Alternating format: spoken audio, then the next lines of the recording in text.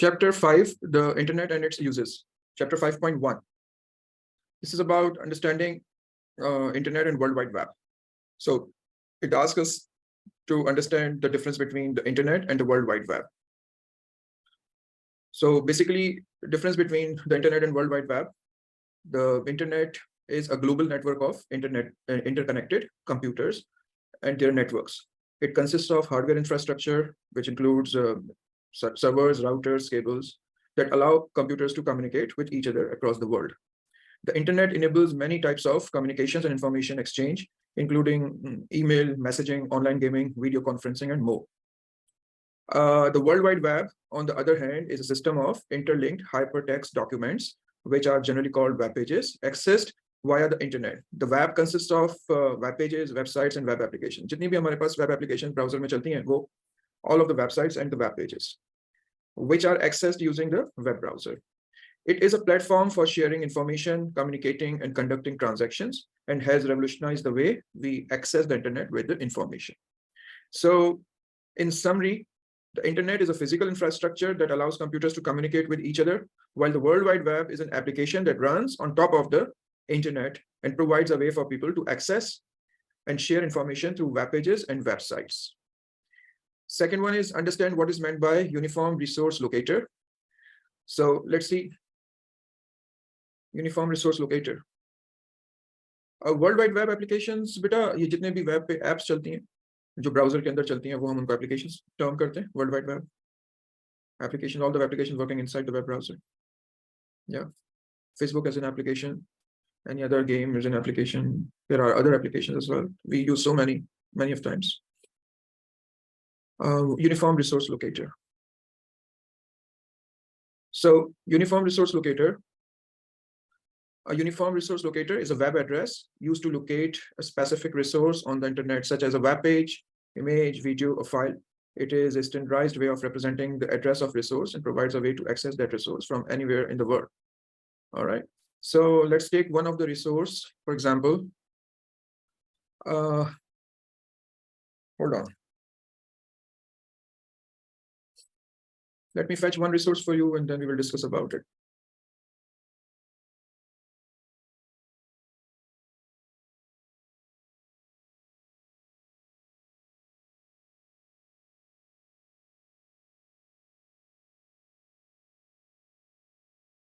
Let's say we have got these images on Internet, okay? So I pick up this image, and then I go to the website containing this image.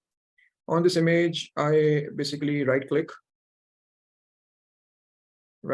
and copy image address. And then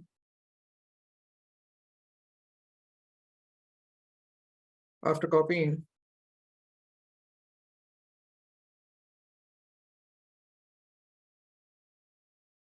let me show you the address that I have copied. Check this address. Okay, check this address. Now, this is called a URL address. What do we call it? URL address, completely. URL, Uniform Resource Locator. So a URL consists of several components. First of all, this one is HTTPS. This is the protocol. It specifies the method used to access the resource, such as HTTP or HTTPS. Okay. Then we have got, this is the software or a protocol that browser used to access and transfer information and exchange information between the server and the browser. Second one is the domain. The domain name identifies the specific website or server where the resource is located. Then we have got the path. Over the server in which folder or directory the resource is located. This is the path, specifies the location of the specific resource on the server, such as the file path or the URL of a specific web page. Now comes the resource. This address is basically of this JPEG file. So the resource is the file that is accessed through URL. Okay, so this whole address is basically a uniform resource locator, which will be used and can be used by anyone using any browser to reach out to this particular resource. So over the Internet, basically we use URLs. URLs are everywhere. For a website, although we don't see, but the main page is called index.html, and the address that you type is basically of that windows.html web page. So similarly, everything over the internet in World Wide Web is basically an address to a specific resource. So URLs are an essential part of the internet and are used for a wide range of purposes, including accessing websites, downloading files, and sharing information. All right. So now let's get back to the syllabus. Then third one is describe the purpose of operations of Hypertext Transfer Protocol and Hypertext Transfer Protocol Secure, HTTPS. Okay, so now basically Hypertext Transfer Protocol and Hypertext Transfer Protocol Secure are two protocols used for transferring data over the internet. HTTP is the foundation of data over the internet for the communication in World Wide Web, on the World Wide Web, and it defines the rules for how web browsers and web servers communicate with each other. When you visit a website using HTTP, your web browser sends a request to the web server, and the server responds with the requested data, such as the web page or the website, okay? Web page or a file, sorry. However, HTTP is not secure, and data transmitted using HTTP is vulnerable to interception and tampering. All right.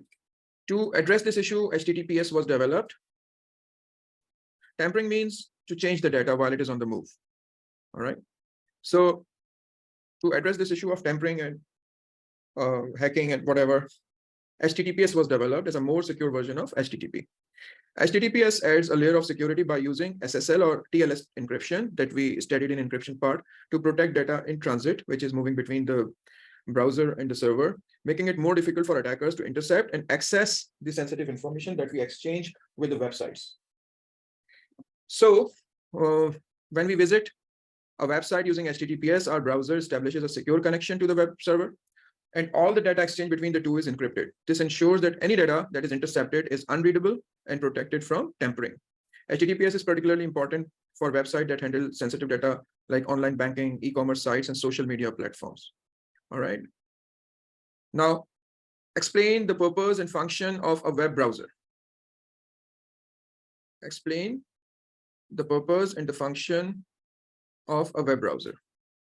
So what web browser does for us? The web browser does so many things for us. So let us study these. So what is a web browser? A web browser is a software application that allows users to access and view web pages on the internet.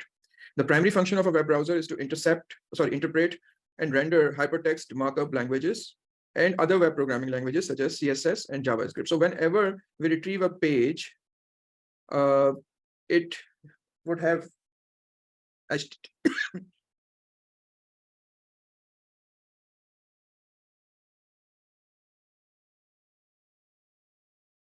so whenever we retrieve a page from a website, it has all the HTML that whatever that we look at is basically not what is coming in. In fact, that is embedded in HTML. So the browser interprets that HTML, and what we look at is basically the output of that interpretation. So whenever we basically retrieve the page has HTML, and inside the HTML, there is CSS and JavaScript. CSS is for placing the content on the web page so that it appears pleasing to us, understandable to us, and JavaScript for any interactions between the user and the web page. So all the activity, for example, validation, checking input, and there are a few other things that can be done on users and inside the browser on our computer. That is because of the JavaScript. So JavaScript is the language for interactions. CSS is the language for placing the content on the web page for aesthetics, and HTML is the main language that is carrying it all. So whenever we retrieve a page, it has got HTML, CSS, and JavaScript to display web pages on the computer or the mobile devices. So apart from rendering HTML, a web browser performs various functions that enhance user experience. So first of all, as we can see over here, first of all, it is storing bookmarks.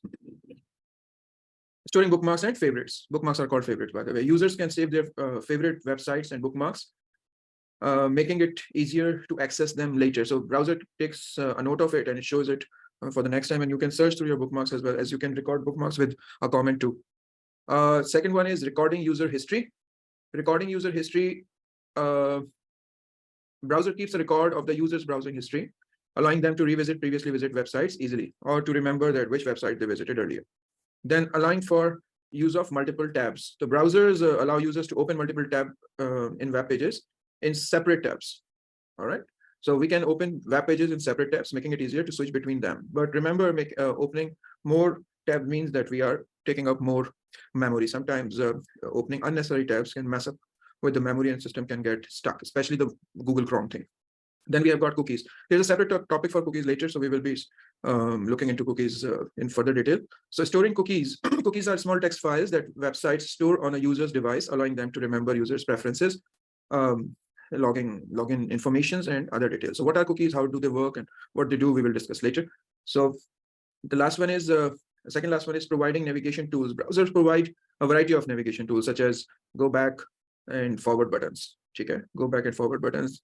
There are home button and such. Yeah. Okay. All right. So the last one is providing an address bar. This is basically that bar on the top where you can always type in the address, the website address.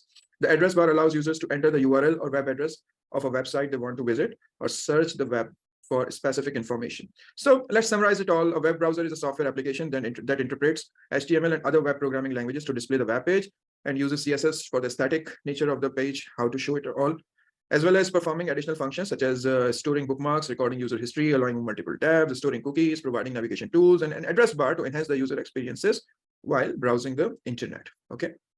Now, next part, this is fifth one, describe how web pages are located, retrieved, and displayed on a device when a user enters a URL. Now, this is an important one, that how web pages are basically retrieved from the server and shown on a screen.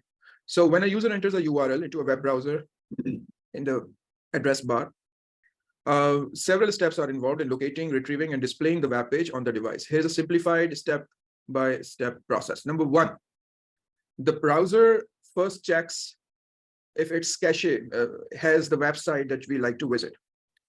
So if it does, it displays the cached copy, which is faster than retrieving the page again from the internet, from the server. So cache is basically those static contents over the website, which never changes. Our browser tries to make a copy of it if you have visited a website before, so that next time when you visit that website, all the constant static content could be retrieved from your own hard disk, whereas the dynamic content which changes will be retrieved from the website. If the website does not have any dynamic changing content, in that case, the whole website will be retrieved from your own cache, or at least partially, if you have visited earlier. That makes the whole thing very fast, and there is no need to, or partially need to access the server. Number two, if the web page is not in the cache, the web browser sends a request to the domain name system server to translate the domain name in the URL into an IP address. I told you about DNS. What basically happens in DNS? DNS is a particular type of software running over a server on ISP's computer. So as soon as you type a domain name, your browser runs down to that DNS server and asks it for the IP address. Browser never accesses a website with the name, rather it accesses the website with the IP address. That IP address is basically saved with the DNS. ISP is basically internet service provider, for example, PTCL, Jazz, and these other services like Cybernet and others. So these are basically the companies which provide us with the internet. So they have this DNS server. So it's like a phone book that is in our phone, where we type the name and we retrieve the number of that particular person. DNS does the same for IP address. The DNS server then searches for the IP address associated with the domain name in its database and returns the IP address to the web browser. The web browser then sends a request to the web server specified by the IP address to retrieve the web page. The web server receives the request and sends back the web page back to the browser as a series of HTML, CSS, and JavaScript, as we spoke. The web browser intercepts the HTML files and renders the web page on the device screen, displaying images, videos, and other multimedia content according to the web page's layout. Layout is set by CSS. So let's summarize this. When a user enters a URL into the web browser, the browser uses DNS to translate the domain name in the URL into an IP address. Then it gets on that IP address, goes there, sends a request to the web server over there, specified by the IP address, and web server retrieves the web page and sends it back to the browser as a series of HTML, CSS, and JavaScript files, which are then rendered by the browser to display the web page on the device screen. All right. Now, explain what is meant by cookies and how they are used, including session cookies and persistent cookies. So cookies are basically those files which are made by the browsers when we browse a website. That website asks the browser to save that data so that when you visit the website again, and they could see what you did last time. So cookies are small text files that are created by the websites and stored on the user's device, such as computer or mobile device, by their web browsers. Okay, they are used to store information about a user's browsing behavior on a particular website, such as login credentials, preferences, and shopping cart if you are visiting a e-commerce website. There are two main types of cookies. All right. So the first one is session cookies. Session cookies are temporary and are only stored on the user's device while they are actively browsing a website. They are typically used to remember information about the user's session, such as login credentials, preferences, or items in an online shopping cart. Once the user closes the web browser, the session cookie is deleted. Simple. So they only live for the time you are browsing the website, or at least until you close your browser, after which they are gone. Persistent cookies, as the name suggests, are stored on a user's device even after they close their web browser. They are used to remember user preferences and settings for future visits to the website. Persistent cookies are commonly used for websites analytics, advertising, and tracking users' behavior across different websites. So cookies are used for a variety of the purposes, for example, including saving personal details. Saving personal details. We are doing these topics now. Saving personal details, as in cookies, can be used to store personal information such as name, addresses, and email, making it easier for users to fill out forms on the website in the future. Second one is tracking user preferences. Cookies can be used to remember a user preferences for a particular website, such as language, font size, theme. A few of the websites allow you to change their settings for appearance. So your cookies might be saving those so that when you visit those websites again, so same settings could be fetched and shown accordingly. Then we have holding items in an online shopping cart. Holding items in an online shopping cart. Cookies can be used to store items in a user's online shopping cart, allowing them to continue shopping without losing their previous selection. So every time you add an item, it basically goes to the shopping cart. Shopping cart is nothing but the cookie, a text file, simple. Storing login details. Cookies can be used to store login details, making it easier for users to access their accounts on a website without having to enter their username and password every time. So for this part, for cookies, let's summarize. Cookies are small text files that are created by websites and stored on a user's device by their web browser. They are used to store information about users' browsing behaviors, preferences, and settings, and can be used for a variety of purposes, such as saving personal details, tracking user preferences, holding items in an online shopping cart, and storing login details. So this completes 5.1. Now, let's start with digital currency. Digital currency, 5.2.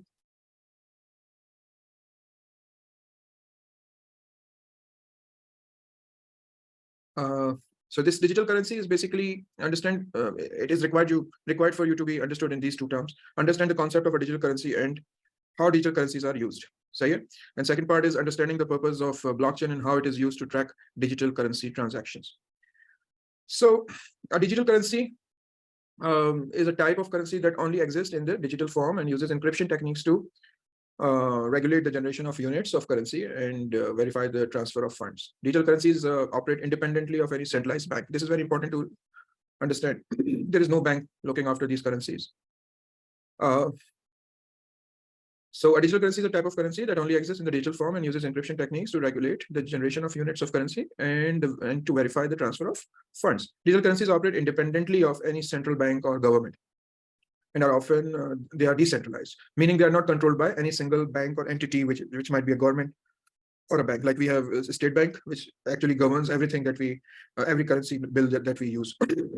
The most well-known digital currency is Bitcoin, but there are many others.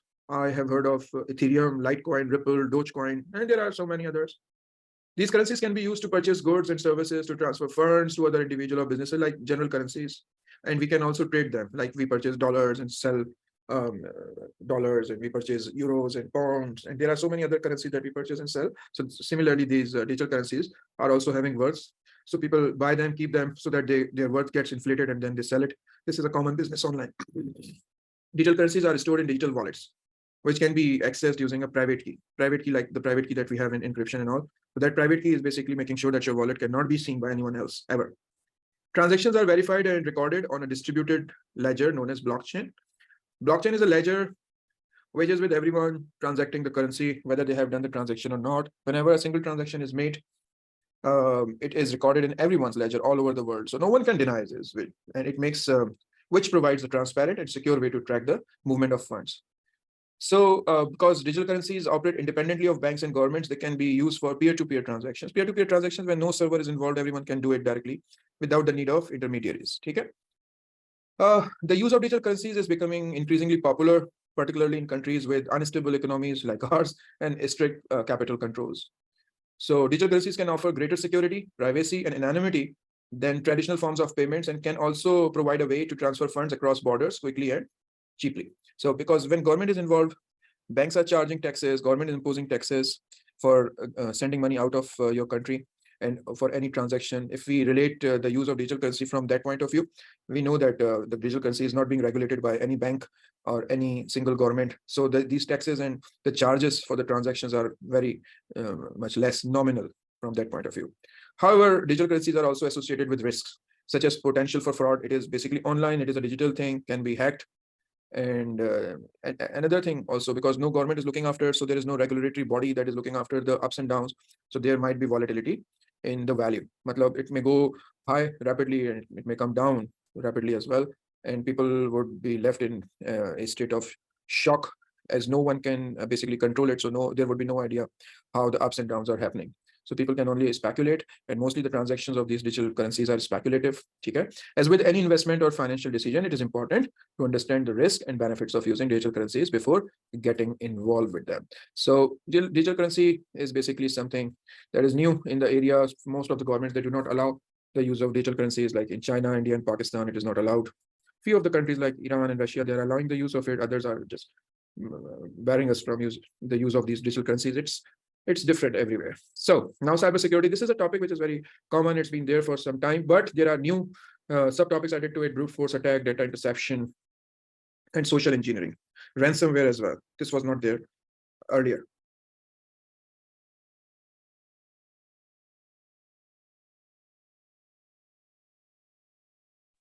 So cybersecurity.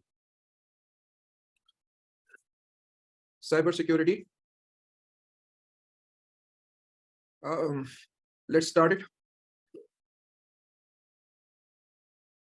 So it is important to understand about cybersecurity threats, which are actions taken by hackers or cyber criminals to compromise a computer system or network. These threats can result in unauthorized access for the systems damage or even financial loss to us. So let's discuss about most common cybersecurity threats and how they are working. So first of all, we have got brute force attack. This is a type of attack where a hacker tries to gain access to a system or account by guessing the password through trial and error. They use software that automatically tries and retries different combinations of password until the right one is found. This is called brute force attack. Next one is data interception. As we have discussed it previously, data interception. This is the act of intercepting data, and it's when it is being transmitted across a network. Hackers use specialized tools to intercept data packets and extract sensitive information such as passwords or credit card number. That is why we use HTTPS, so that the data, when it is moving on internet, it is encrypted. So if someone intercepts it, they don't get it basically because it is encrypted. So distributed denial of service attack. Distributed denial of service attack. In this type of attack, hackers flood a website or network with traffic to overwhelm the server and make it unavailable to legitimate users. So they send so many requests for the website access that the route to the website, the bandwidth to the website gets choked, and we common users which are making use of it cannot access it. For example, let's say at one particular time on the given day, millions and millions, maybe billions of computers start accessing google.com. So the whole bandwidth will be consumed by those fake requests. And if I or you like to visit the website, that will not be possible. So this is called, since it is happening using so many computers, this is called distributed denial of service, that we are denied of the service of that particular website because there is a lot of traffic going to that particular website. So hackers often use a botnet. What is a botnet? All those computers which are making the request are basically infected earlier. So their network of compromised computers is basically called botnet, botnet. So hackers often use a botnet, which is a network of compromised computers, to carry out the distributed denial of services attack. Now, hacking is something which refers to the act of gaining unauthorized access to a computer system or network. Hackers use a variety of techniques such as exploiting vulnerabilities in the software or social engineering to gain access to the sensitive information. What is vulnerabilities in the software? You see, most of the times if we use Windows or any other operating system, the company for that operating system, the manufacturer of that operating system, keeps sending you updates. Those updates basically improve your security and do other tasks as well. So improving security means that if they have found that there was a logical flaw in the programming which was being exploited by a hacker to gain access into your system, so those patches basically block that flaws. They patch up those flaws so that no one can access your system. So if you're not updating your Windows or Mac OS or iOS or Android, in that case, those flaws remain there that allows hackers to access your computer. So it is basically necessary that every time there is a patch, there is an upgrade, we should do that. Okay. Now, what is social engineering? We will be discussing at the end. So malware. So malware is basically all of those softwares which basically trouble us. Malwares are basically all those softwares which are made to make our system compromised. All right, they are there to harm us. All right, so there are several things that we can do to avoid these malwares. All right, hold on for a moment. All right, so malwares, viruses, worms, Trojan horses, spyware, adware, and ransomware. So malware are short for malicious software. Is any software specifically designed to cause harm, steal data, or disrupt the normal functioning of the computer systems, networks, or devices attached to the internet. There are several types of malware with its unique characteristics and methods of operations. Let's discuss them. Okay, first of all, we have got virus. So a computer virus is a type of malware that attaches itself to the legitimate file or program and replicates itself once the infected file is executed. Viruses can cause various forms of damage, such as corrupting or deleting files, consuming systems resources, filling up the whole RAM, choking the hard disk, or causing system crashes. They typically spread through sharing infected files or emails, downloading malicious attachments, or visiting compromised websites. So whenever you're downloading a software which assures you that you don't have to basically put any key or anything, it is free of cost, and also be aware of the viruses that might be coming in with such type of software which are available for free without keys and payments. So second one is worm. A worm is a self-replicating malware that does not require user intervention to spread. Unlike viruses, worms do not need to attach themselves to existing files or programs. Instead, they exploit vulnerabilities in computer networks or operating systems to replicate and distribute themselves. So worms can cause damage by consuming bandwidth, deleting files, or installing backdoors for unauthorized access. Now, what is the difference between virus? Virus needs some assistance, some human weakness, so that it could get spreaded. Like you are downloading a compromised file, you are clicking an email from unknown person, or you're not updating your system. Whereas Trojan horse does not require that. It is a virus, but it has got a different capability that it just spreads because of the network's weaknesses or unupdated softwares. For example, network weakness, the password is not there, anyone can get attached. Or if the password is there, basically the network software is not updated, firewall is not there, things like that. Whatever human mistakes or weaknesses are with the network, they exploit it. Then comes Trojan horse. A Trojan horse is a type of malware that masquerades as a legitimate program or file, tricking users into downloading and installing it. Okay, once installed, Trojans can perform various malicious activities such as stealing sensitive information, deleting files, or providing remote access to attackers. Trojans do not replicate themselves like viruses or worms. So basically, these Trojan horses are they mislead you. They mislead you as a legitimate software.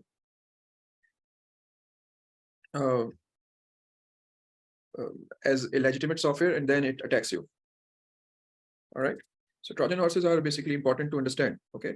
So let's just revise. A Trojan horse is a type of harmful computer program that pretends to be harmless or useful applications, tricking users into downloading and installing it to their computers. The name Trojan horse comes from an ancient Greek story where the Greeks used a large wooden horse to secretly bring soldiers into the city of Troy, which leads to the city's defeat. So basically, when a user installs a Trojan horse, it may look and function like a normal program, but it also has hidden harmful features. These hidden features can include stealing personal information like passwords or credit card numbers, damaging files on the computer, or giving cyber criminals remote access to the computer. This can lead to various problems such as your identity theft, loss of important data, or unauthorized use of the computer for illegal activities like DDoS. Trojan horses do not spread or duplicate themselves like viruses or worms. They rely on users to download and install them, often disguising themselves as popular games, useful software, or even as email attachments. To avoid downloading Trojan horses, students like you should be cautious about the files they download. Only install software from trusted sources and use reliable antivirus software to scan for the potential threat. All right, so that is how the Trojan horse is. So then comes spyware. Spyware is a type of malware designed to secretly monitor and collect information about users' activities with their knowledge or consent. This can include keystrokes, browsing history, passwords, or other sensitive data.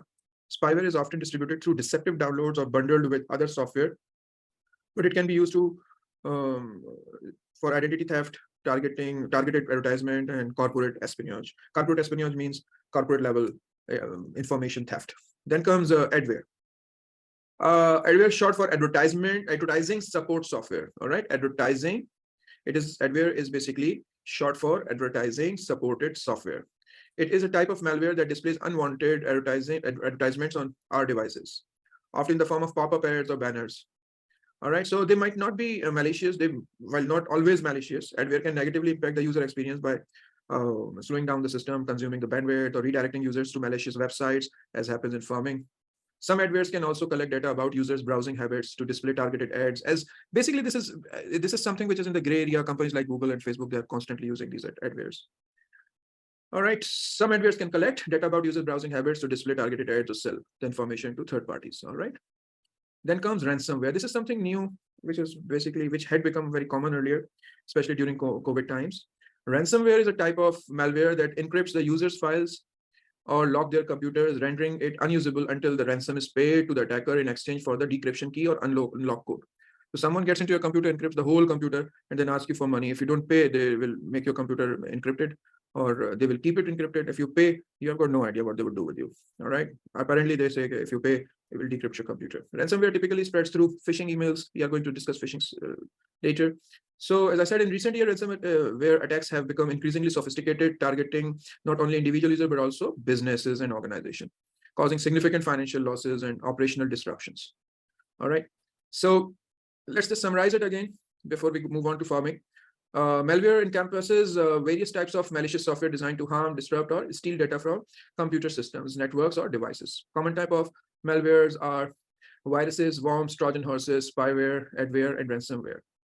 Each with distinct characteristics and methods of operations. Protecting against malware involves using antivirus software, keeping software and systems up to date, and following safe browsing and downloading practices. All right. So keep that in mind. So now pharming and phishing.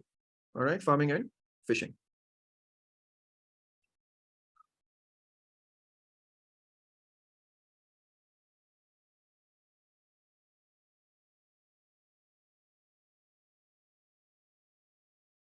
Hold on for a moment. I said that let's move on to pharming and phishing now.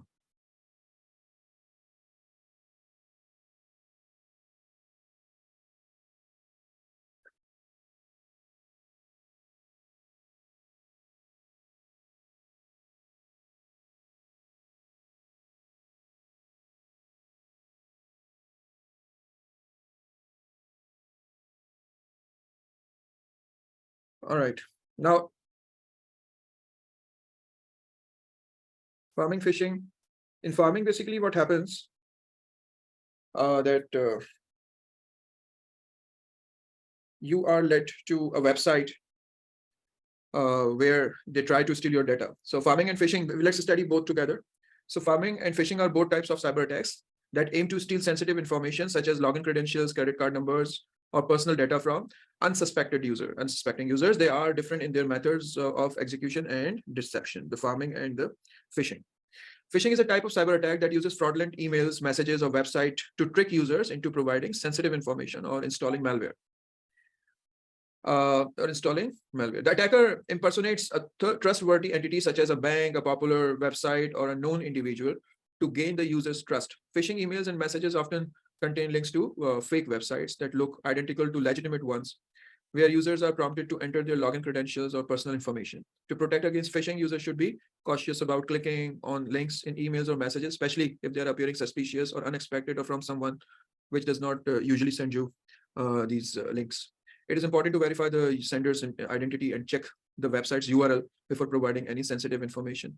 There is something called two-factor authentication, if you do remember, like OTP over your cell phone or a number in your email, or there are authenticators from Microsoft and Google use them for two-factor authentication. They can add an extra layer of security to online accounts. Now, so second one is pharming. I'm explaining differences. Second one is pharming. Pharming is a type of cyber attack that redirects user from a legitimate website to a fake one. So phishing basically is through fraudulent emails, messages, or websites to trick user into providing sensitive information. Whereas in pharming, users are redirected from a legitimate website to a fake one without their knowledge or consent.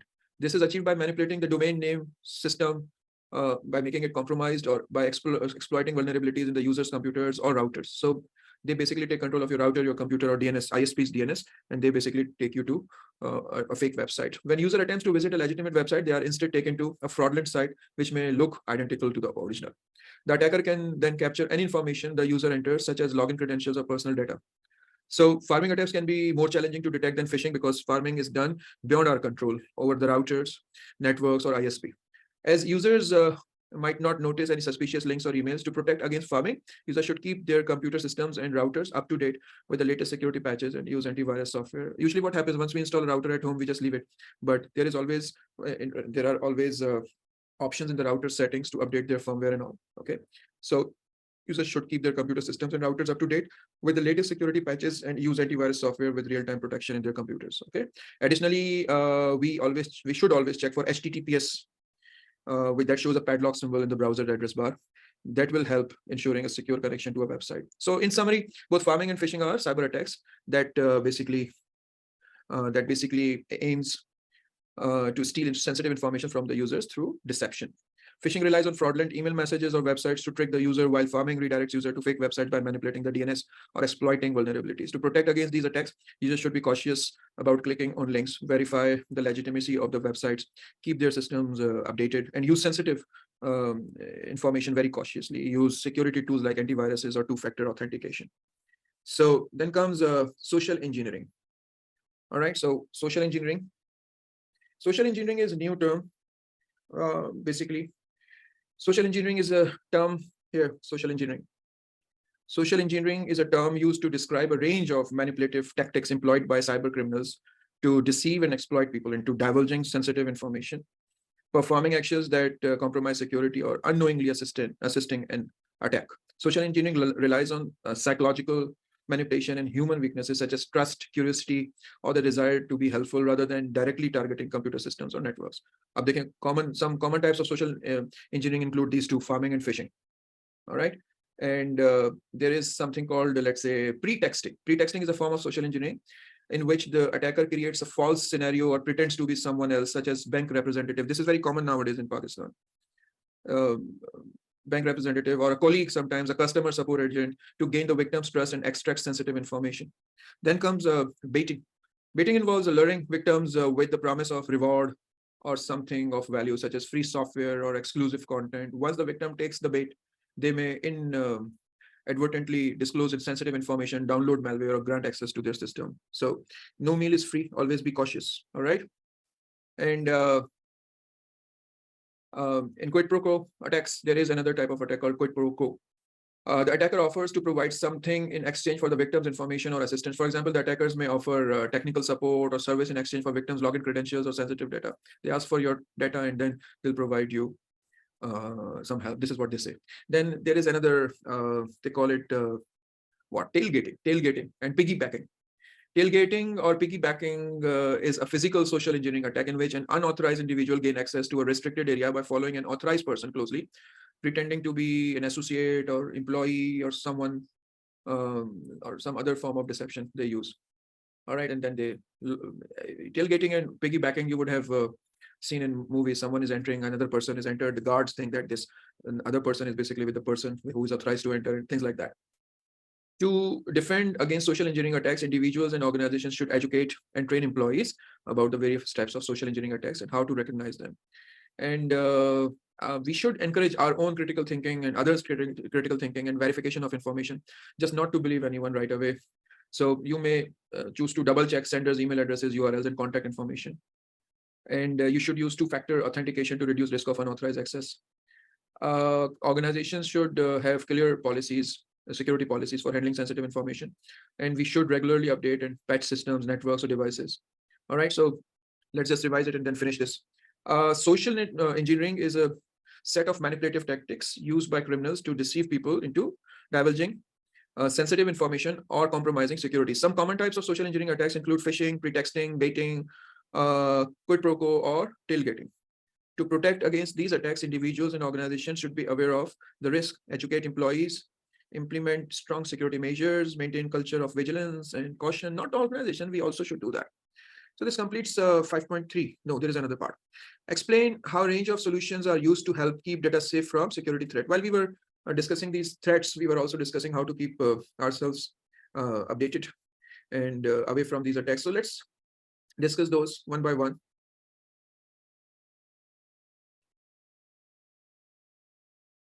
As it says, explain how a range of solutions are used to help keep data safe from security threat. That includes all these. So let's discuss all these one by one. Access levels. So first of all, there are several measures we can take to keep our data safe from security threats. Here are some common solutions. Let's discuss them one by one. Access level. Access levels are used to restrict restrict access to certain data or areas of a system. This means that only authorized user with the appropriate level of clearance can access the sensitive information or perform certain actions. Not everyone with every username and password can access every sort of information. So then comes anti-malware, including antivirus and anti-spyware. Anti-malware software such as antivirus and anti-spyware help protect against malicious software that can harm or compromise the system. This software scans for and remove viruses, spyware, and other type of malware. Then comes authentication, username, password, biometrics, two-step verifications. Authentication refers to the process of verifying the identity of a user. This can be done through usernames, passwords, biometrics, such as fingerprints, facial recognition, or two-step verifications, where a second authentication factor, such as text message or code, is required. Automating software updates. Automating software updates help ensure that that systems and softwares are kept up to date, as we have had enough of it. So we have to keep it up to date with the latest security patches and fixes. This can prevent vulnerabilities from being exploited, as the worms can exploit it, as the pharming thing can exploit it, then as hackers can exploit it. Checking the spelling and tone of, yes, this is something. If you take a replica and you check its advertisement over the box and writing over the box, you might find few spell mistakes. Bigger companies, better organizations, legit organizations, original things makers, they do not commit such type of mistakes. So or someone calls, if they are of a different origin, you would have an idea from their tone of work and all, tone of talking, communications and all. So checking spelling and tone of communication. Hackers often use phishing techniques to trick people into giving up their personal information. By checking the spelling and tone of communication, we can identify suspicious emails or messages and avoid falling victim to these types of attacks. Checking the URL attached to the link. Okay, hackers may send links to fake websites that look like legitimate ones in order to steal the personal information. By checking the URL attached to a link, we can ensure that we are visiting a legitimate website. You might have a link of Facebook, but the spelling of book is not B-double-OK, rather B-triple-OK or B-single-OK. So in that case, you would have an idea that the link is basically having some suspicious things attached to it. Then comes firewalls. Firewalls are used to block unauthorized access to system or network. They can prevent hackers from gaining access to a system or data. So firewalls are basically devices in the form of hardware, or they might be software in the form of operating system part. Every data packet that is entering the system or getting out of the system is being checked by them. All of them. So we should use firewalls. Firewall software are there in your Windows. Even if you type in your search bar, in the search over the bottom left side, firewall, you can see that Windows has a firewall intact in it. Your Android system would have a firewall in it as well. The firewall is a software which is watching over every single packet which is going out or coming in. Then comes privacy settings, proxy servers, and SSL. Privacy settings are used to control what information is shared with others online. By adjusting these settings, we can limit the amount of personal information that is publicly available. Proxy servers are, they act as intermediaries between user and the internet. They can be used to hide a user's IP address and encrypt traffic providing an additional layer of security. All right, these are basically proxy servers are part of firewall mostly. Then comes secure socket layer. We already had a session about it. So secure socket layer security protocol. SSL is a security protocol used to encrypt data that it's transmitted between a user's computer and website. So that actually makes HTTPS. This helps prevent unauthorized access to the sensitive information. By using these solutions, we can help protect our data from security threats and ensure that our systems and information remain safe and secure. So this is basically chapter 5.